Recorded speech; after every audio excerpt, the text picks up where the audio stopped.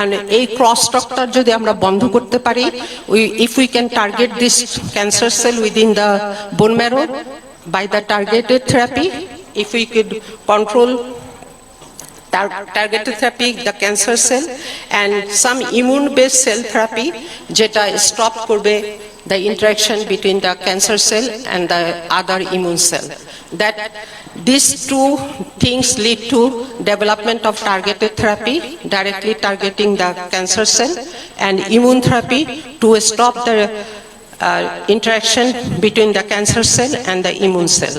So আমরা এখন যেটা দেখছি ওয়ার্ল্ডে, র্যান্ডম কেমোথেরাপি অ্যান্ড রেডিওথেরাপি অনেক সময় আমাদের ইমিউনিটিটা কম্প্রোমাইজ করে দেয়।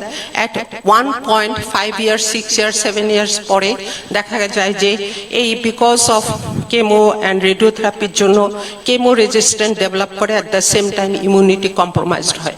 সো রিকারেন্স হলে তখন আর ক্যান্সার ট্রিটমেন্ট করা যায় না এবং ওই পেশেন্টকে ধরে রাখাটা খুবই ডিফিকাল্ট। দ্যাটস ওয়াই আমরা আমাদের এটা আপনারা অলরেডি পরিচিত হয়েছেন, আমি এটাকে স্কিপ করছি।